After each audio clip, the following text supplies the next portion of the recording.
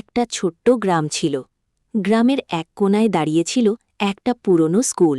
স্কুলটা প্রায় 15 বছর ধরে বন্ধ। লোকজন বলতো ওই স্কুলে রাত হলে ঘণ্টা বাজে, কিন্তু আশ্চর্যের বিষয় হল স্কুলে কোনো মানুষই থাকে না। গ্রামে থাকত 3 বন্ধু, রাফি, নিলয় আর তুহিন। তিনজনই খুব সাহসী।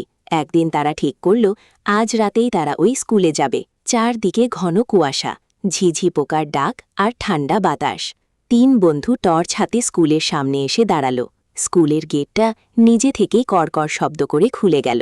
তুহিন ভয় পেয়ে বলল, আমার মনে হয় আমাদের ফিরে যাওয়া উচিত।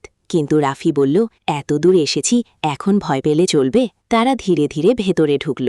হঠাৎ ঢং ঢং ঢং স্কুলের ঘণ্টা বেজে উঠল।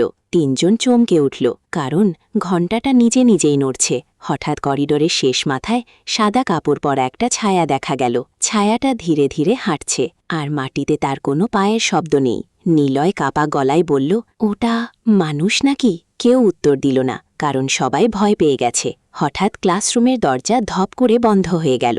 টর্চের আলোও বন্ধ, চারদিক অন্ধকার।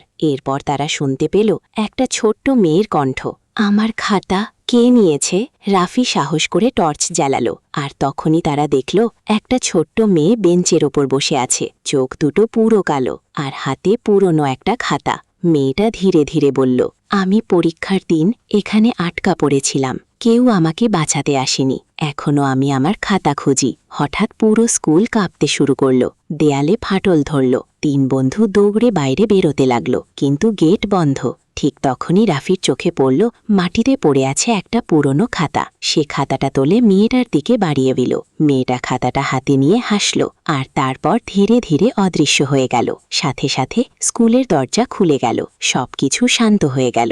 পরের দিন সকালে গ্রামের লোকেরা দেখল পুরনো স্কুলের সামনে লেখা ধন্যবাদ, কিন্তু কে লিখেছে আজও কেউ জানে না।